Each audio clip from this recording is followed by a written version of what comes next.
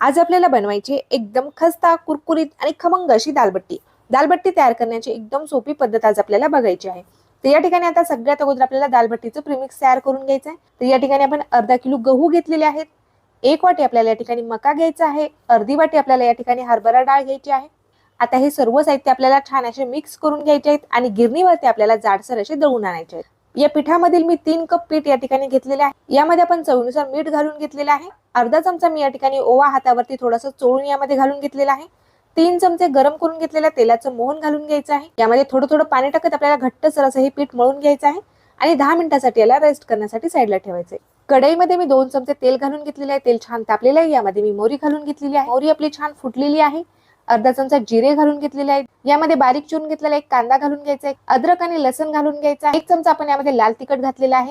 अर्धा चमचा आपल्याला यामध्ये काश्मीरी लाल मिर्च पावडर घालायचा आहे.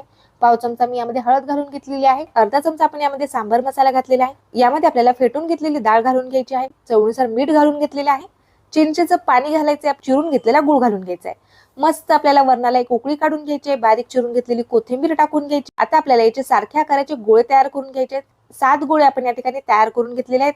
पोळीपाटावरती एक गोळा ठेवायचा आहे. पीठ टाकून आपल्याला हे लाटून घ्यायचं आहे. लाटलेल्या पोळीला आपल्याला तेल लावून घ्यायचं आहे. बाकीच्या सर्व पोळ्या आपण या ठिकाणी सेम याच पद्धतीने लाटून घेतलेल्या आहेत.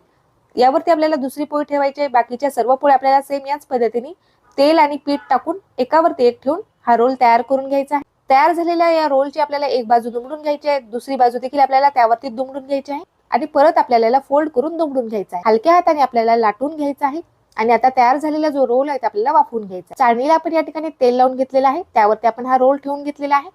15 मिनिट आपल्याला हे रोल छान असा वाफवून घ्यायचा. 15 मिनिटानंतर आपला जो रोल आहे तो छान वाफलेला आहे. थंड झाल्यानंतर एका ताटामध्ये काढायचा आहे आणि याच्या आपल्याला चौकोनी आकाराच्या वड्या कट करून घ्यायच्या आहेत. खूप साऱ्या लेयर्स पडलेली आपली ही बट्टी तयार झालेली आहे. तयार झालेली बट्टी आपल्याला डीप फ्राय करून घ्यायची आहे. कमी गॅसवरती आपण तेल छान गरम करून घेतलेलं आहे. तेलामध्ये आपण 4 ते 5 बट्ट्या सोडून घेतलेल्या आहेत. कमी गॅसवरती आपल्याला ह्या बट्ट्या मस्त अशा तळून घ्यायच्या आहेत. अलटीपलटी करत छान रंग बदलेपर्यंत आपण बट्टी तळून घेतलेली आहे. बघू शकता मस्त याला लेयर्स पडलेले आहेत. छान याच्या लेयर्स ओपन झालेले आहेत. कमी गॅसवरती तळल्यामुळे रंग छान आलेला आहे आणि बट्टी आपली छान आतपर्यंत तळलेली देखील आहे. मस्त आंबट गोड चवीचं आपलं वरण तयार झालेलं आहे. असंख्य पदर पडलेली आपली मस्त घडीची दालबट्टी देखील या ठिकाणी तयार झालेली आहे.